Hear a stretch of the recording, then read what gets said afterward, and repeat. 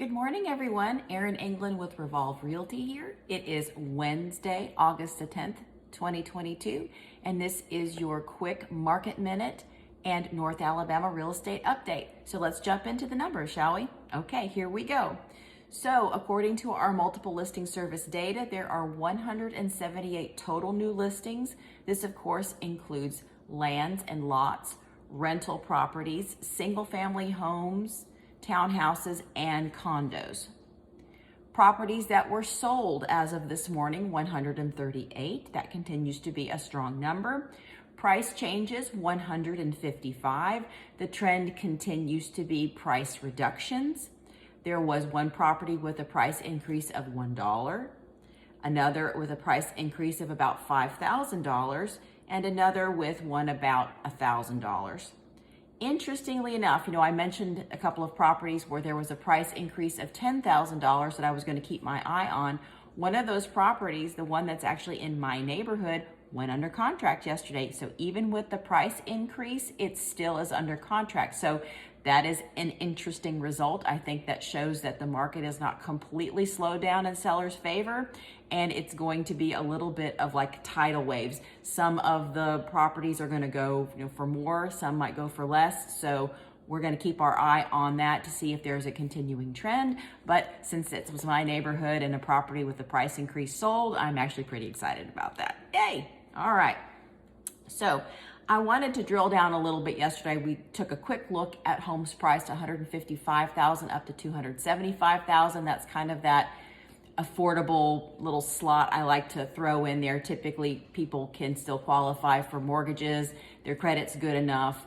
And anywhere from 155K up to 275K, I really consider in that affordable home bracket. So I wanted to increase it just by a little bit and see what the difference was in inventory and sales speed.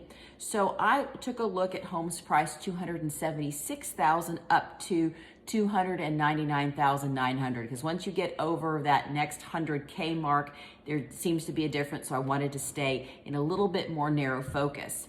Total homes as of Friday in our area in Madison, Marshall, Limestone, and Morgan counties on Friday were 112. As of this morning, 124. So that's an indication of inventory increasing and homes staying on the market in that price range a little bit longer. And I wanted to drill down even further just to see if there was a difference, because from county to county and even neighborhood to neighborhood, there can be differences. For example, my neighborhood is in Madison County. We're zoned for James Clemens Elementary. That's going to be a different market than a home that's, say, in Limestone County, zoned for East Limestone High School. So again, we have to drill down a little bit. So I wanted to just take a look. So I did a little bit of a broad brush here with Limestone County homes priced from $276,000 to just under that 300K mark. As of Friday, there were 28 of them.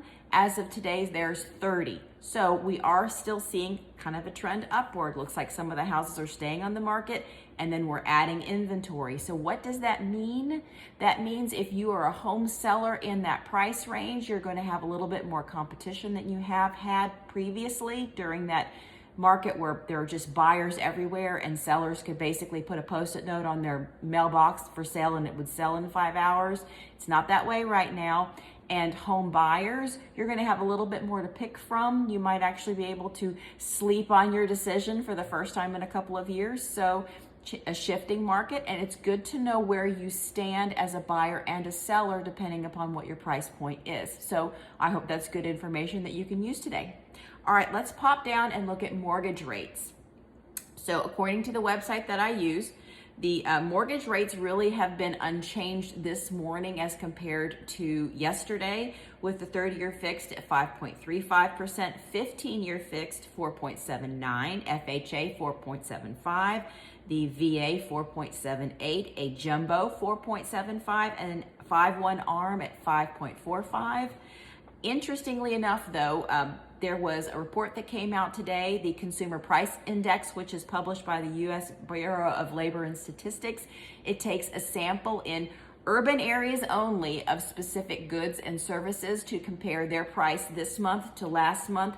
It is an indication of how our economy is doing in regard to inflation, and it did show a slight drop overall in July from that 9% down to 8.5%, which is a small decrease, but it is a positive number. So that has actually had a positive effect on the 10-year Treasury interest rate, which means that it has dropped it. And I say positive meaning as regard to mortgages, because the higher the 10-year Treasury bond note goes interest-wise, the higher it typically pushes those mortgage rates.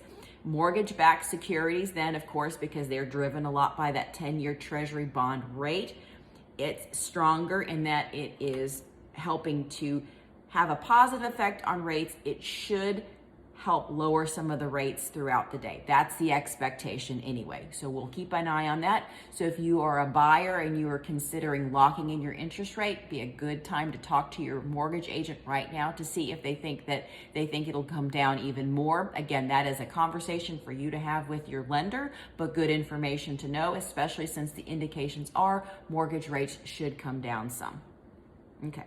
So as I mentioned before, inflation, they are expecting that has eased a little bit. Now, there's not a huge difference between 9% and 8.5%, but it is a positive number. So a lot of investors are speculating, and this is coming from the Wall Street Journal, that the Fed then is not necessarily going to have to push the next increase to 75 basis points like they thought. They're kind of speculating that the Fed is still going to increase the interest rate, but maybe by 50 basis points instead of 75. So that's good news overall for sure.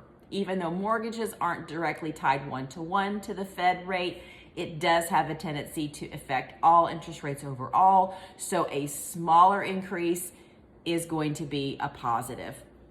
And that information definitely is going to be something that we're going to keep an eye on.